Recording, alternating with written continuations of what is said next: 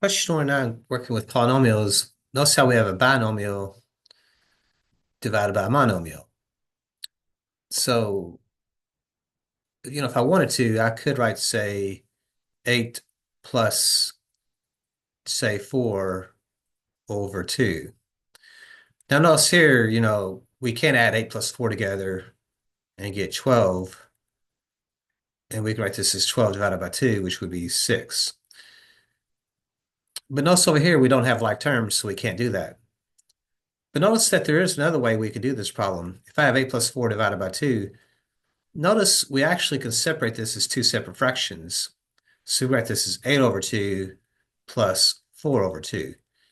So notice that remember, if you have a common denominator, you can put these back together as 12 over 2.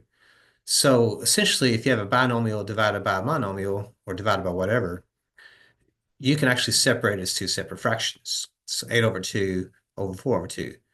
8 over 2 is going to be 4, plus then 4 divided by 2 would be 2, and 4 plus 2 gives me 6.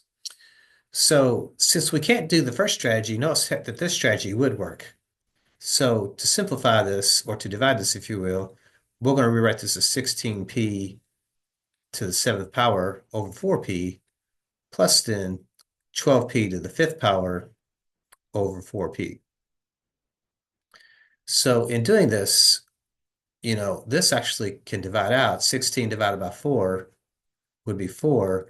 If you have 6p's, I'm sorry, if you have 7p's on the top and you have 1 on the bottom, you can cancel 1 out, if you will, and you're left with 6p's altogether because you're going to divide 1 out. So remember, you actually could subtract exponents there. 7 minus 1 would give me 6 if you use the rule of exponent. Meanwhile, over here, I do have a common factor of 2 in them, so I can divide the top and bottom. No, actually, no. 12 divided by 4 does work, doesn't it? 12 divided by 4 does give me a 3. So, and if I have 5p's here, and if I divide by p, that means to remove a p, I'm down to 4p's. So that's p to the 4th. So this expression turns into 4p to the 6th plus 3p to the 4th. And those are not like terms because, again, even though I have the same variable part, to be like terms, the exponent of the variable has to be the same, and they're not. So that's what we refer to as simplified. So again, notice how we actually could separate this as two separate fractions and then simplify each individual fraction.